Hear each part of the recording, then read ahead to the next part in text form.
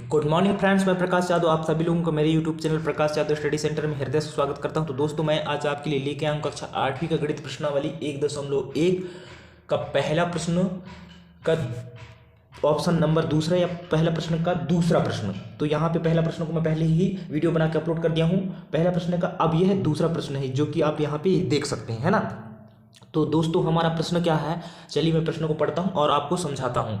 तो दोस्तों, यहाँ पे हमारा जो प्रश्न है क्या कह रहा है, उचित गुणधर्मों का प्रयोग कर निम्न का मान ज्ञात कीजिए। तो दोस्तों, हमें गुणधर्मों का प्रयोग कर क्या करना है, मान ज्ञात करना है। जो कि हमारा यहाँ पे ये प्रश्न दिया है, क्या कह रहा है, 2/5 गुणित कोष्टक के अंदर ऋण 3/7 ऋण 1/6 गुणित 3/2 धन 1/14 गुणित 2/5। ये है हमारा प्रश्न। इसको हमें क्या करना है, हल करना है।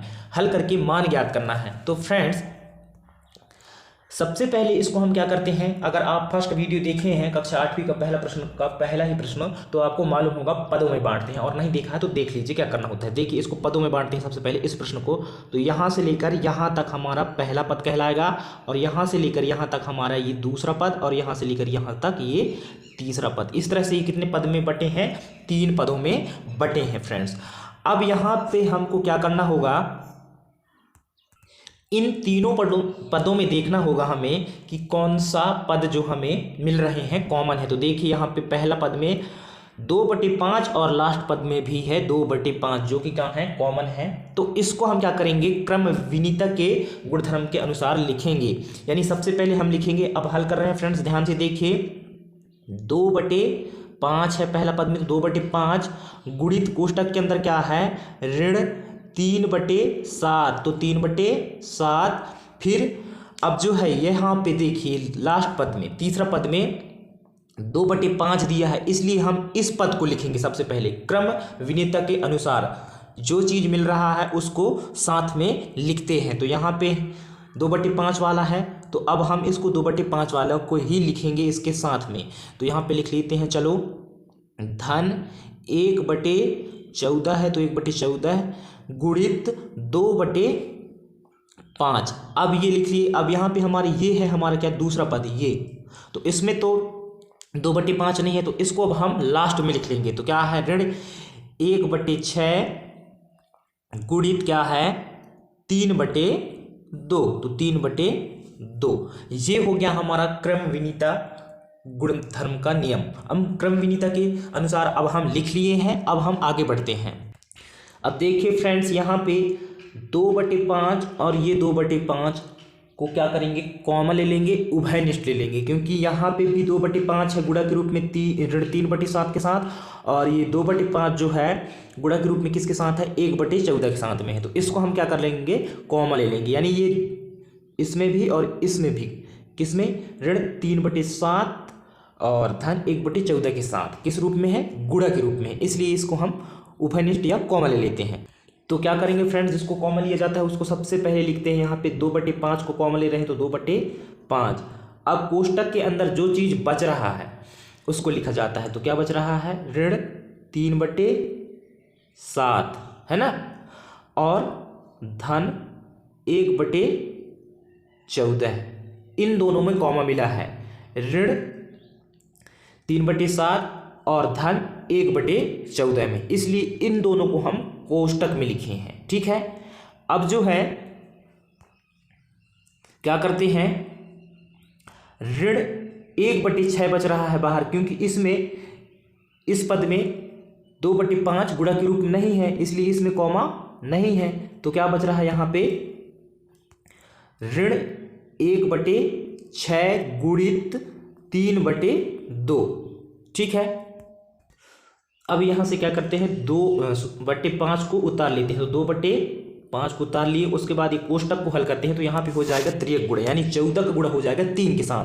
तो 3 है धन में, और 3 है ऋण में, 14 है धन में। तो चिन्हों गुणा कीजिए, तो धन और ऋण का ऋण, और 14 दूनी 28, 14 तिया 42, तो यहाँ पे आ जाएगा 42। अब जो है 7 का गुणा होगा 1 के साथ, तो 7 भी है धन में और 1 भी है तो धन में, तो धन धन का धन, 7 × 7 बटे क्या हो जाएगा, 14 का गुणा हो जाएगा 7 के साथ। तो 14 सते 98, इस तरह से यहाँ पे आ गया बटे में 98। फ्रेंड्स यहाँ पे किए हैं गुणा, है ना। 14 गुणा किसके साथ हुआ है, 3 के साथ, और 1 का गुणा 7 के साथ, फिर 14 का गुणा हुआ है 7 के साथ, तब आया है 98। उम्मीद करता हूँ कि आप लोगों को समझ में आया होगा। अब हम आगे बढ़ते हैं। तो यहाँ पे देखिए क्या दिया है, फिर यहाँ पे इस पद की बात कर रहा हूँ मैं। तो ऋण 1/6 गुणित 3/2 दिया है, यहाँ पे गुणा के रूप में है, यानी अंश का गुणा अंश के साथ, हर का गुणा हर के साथ। तो अंश हमारा 1 और 3 है, तो 3 का गुणा 1 के साथ होगा तो क्या आएगा, देखिए पहले तो ऋण है तो ऋण लिख दीजिए। 3 एकम 3, ये अंश अंश का गुणा हो गया, 1 का गुणा 3 के साथ हो गया, बटे हर का गुणा, तो हर है 6 और 2, तो 6 और 2 का गुणा होगा तो क्या होगा, 6 दूना 12। यहाँ पे आ गया ऋण 3/6। अब यहाँ से आगे बढ़ते हैं तो 2/5 को उतार लेते हैं, 2/5 है तो 2/5, और ये कोष्टक के अंदर को हम हल करते हैं सबसे पहले। तो देखिए ऋण 42 धन 7, यानी ऋण धन का क्या होता है, ऋण होता है, और ऋण मीन्स घटाना, तो आपस में घट जाएगा। तो 42 में 7 घटाएंगे तो कितना बचेगा, 35 बचेगा। तो यहाँ पे लिखिए 35, लेकिन 42 बड़ी है किससे, 7 से, और 42 में ऋण का चिन्ह है, इसलिए यहाँ भी ऋण का चिन्ह होगा। जोड़ते या घटाते समय जो अंक बड़ा होता है उसमें जो चिन्ह होता है वही चिन्ह उत्तर में लगा दिया जाता है। तो यहाँ पे हम क्या कर रहे हैं, घटा रहे हैं, और यहाँ पे हमारा बड़ी संख्या है 42, और 42 में है ऋण का चिन्ह, तो घटाए तो आया हमारा उत्तर 35, तो 35 में भी हम ऋण का चिन्ह लगा दिए। अब बटे है कितना, 98, तो यहाँ पे लिखेंगे 98, कोष्टक बंद। अब यहाँ पे क्या करते हैं, देखिए कट जाएंगे, 3 एकम 3 और 3 चौको 12, हम इसको काट दिए तो क्या बच गया, ऋण 1/4। अब आगे क्या होगा फ्रेंड्स, देखिए यहाँ पे 2/5 कोष्टक के अंदर ऋण 35/98, कोष्टक बंद। तो ये कोष्टक, अब यहाँ क्या होगा, हम 2/5 को उतार लेंगे, तो यहाँ पे है 2/5, तो 2/5, और ये कोष्टक के अंदर दिया है ऋण 35/98, तो इसको हम काट देते हैं, तो इसको हम काटते हैं 7 से, तो 7 का पहाड़ा हम कितने बार पढ़ेंगे तो 35 आएगा, 7 का पहाड़ा हम 5 बार पढ़ेंगे तब, तो 7 पना 35, काट के यहाँ पे लिखेंगे हम 5, क्योंकि 7 के पहाड़ा 5 बार पढ़े हैं तब आया है 35। जब हम 35 को 7 से काटे हैं, यानी 35 हमारा अंश है, तो हर है हमारा 98, तो 98 को भी हम 7 से ही काटेंगे, तो 7 एकम 7। अब यहाँ पे 9 था, 7 कटा है तो कितना बचेगा, 2, तो 2 बचेगा, तो 8 के साथ मिल कितने बन जाएगा, 28, तो 7 को 28, इस तरह से आ गया 14 है। तो क्या बच रहा है, ये ऋण है तो ऋण काटे हैं तो बचा है 5, बटे कितना बच रहा है 14, तो यहाँ पे लिखेंगे बटे 14, कोष्टक बंद।